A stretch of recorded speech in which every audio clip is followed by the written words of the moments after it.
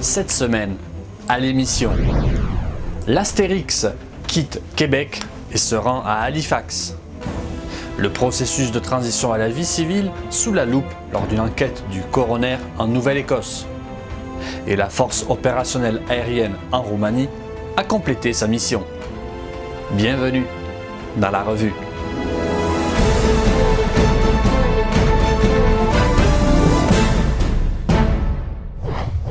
Le navire ravitailleur construit par la Davy est enfin arrivé à son port d'attache à Halifax cette semaine.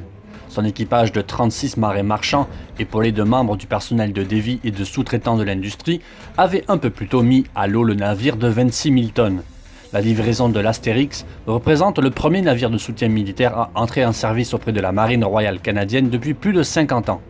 L'Astérix accueillera à son bord les membres de la Marine royale canadienne pour débuter la formation d'intégration pendant le mois de janvier 2018, tout juste avant d'appuyer les opérations militaires canadiennes dès février 2018 pour les 10 prochaines années. Il permettra de fournir à la marine du carburant, des cargaisons, des munitions, un hôpital flottant, une plateforme pouvant accueillir 2 hélicoptères, ainsi que des quartiers pour les opérations humanitaires et de secours. Les forces du régime syrien ont repris samedi 30 de nouvelles localités aux djihadistes et rebelles à la périphérie de la province d'Idleb, au prix de violents combats qui ont poussé les civils à prendre la fuite. Appuyées par l'aviation russe, les troupes mènent depuis lundi 25 une opération à la périphérie de la province d'Idleb, la seule à échapper entièrement au pouvoir de Bachar al-Assad et dominée par le front Fatah el-Sham, l'ex-branche syrienne d'Al-Qaïda. L'explosion d'une bombe qui a fait 18 blessés mercredi dans un supermarché de Saint-Pétersbourg avait été revendiquée par l'organisation État islamique. Le FSB, les services de sécurité russes, a annoncé samedi 30 décembre l'arrestation du responsable de l'explosion.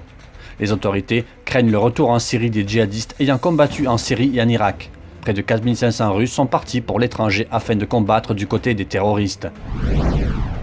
Lionel Desmond, diagnostiqué avec un syndrome de stress post-traumatique après 2 missions éprouvantes en Afghanistan en 2007, a tué par balle sa femme Shona, sa fille Alalia et sa mère Brenda Desmond avant de s'enlever la vie dans leur résidence d'Upper Big Tracadie le 3 janvier 2017. Le gouvernement de la Nouvelle-Écosse a annoncé jeudi 28 décembre qu'une enquête médico-légale publique aura lieu. Contrairement au Québec où toute mort survenue dans des circonstances ou obscures fait l'objet d'une enquête publique du coroner, dans les autres provinces, de pareilles enquêtes ne sont généralement pas publiques. L'enquête qui visera mieux à comprendre les circonstances et les causes de la tragédie ne pourra pas éviter d'examiner le processus par lequel les militaires réintègrent la vie civile un peu partout au pays. Ottawa a promis de collaborer pleinement à cette enquête, le ministre des Anciens combattants Seamus O'Regan déclarant que le gouvernement fédéral voulait éviter qu'une telle tragédie ne se reproduise. Les autorités ukrainiennes et les séparatistes pro-russes qui contrôlent une partie de l'est du pays ont échangé mercredi 27 plusieurs centaines de prisonniers. Fruit d'intenses négociations, cet échange est du jamais vu depuis l'éclatement de ce conflit en avril 2014 et l'une des rares opérations de ce type depuis la signature des accords de paix de Minsk en février 2015, dont la libération des prisonniers constituait l'un des points clés. Au moins 41 personnes ont été tuées et 84 blessées dans un attentat revendiqué par le groupe djihadiste État islamique contre un centre culturel chiite jeudi dernier à Kaboul où les attaques se multiplient. Cet attentat est le plus sanglant depuis celui ayant visé une mosquée chiite en octobre dernier qui avait fait 56 morts et 55 blessés, une action également revendiquée par le groupe État islamique. La force opérationnelle aérienne en Roumanie a terminé ce 31 décembre une mission de 4 mois à l'appui de l'opération Réassurance et du bloc 45 des activités renforcées de police aérienne de l'OTAN. En plus des activités renforcées de police aérienne, la force opérationnelle aérienne a effectué un entraînement régulier avec ses hôtes roumains axé sur le soutien médical, la sécurité des vols, l'entretien des aéronefs, le commandement et le contrôle, ainsi que la police militaire. La FOA Roumanie a également effectué plusieurs activités à l'appui des communautés locales, y compris livrer des dons à un orphelinat.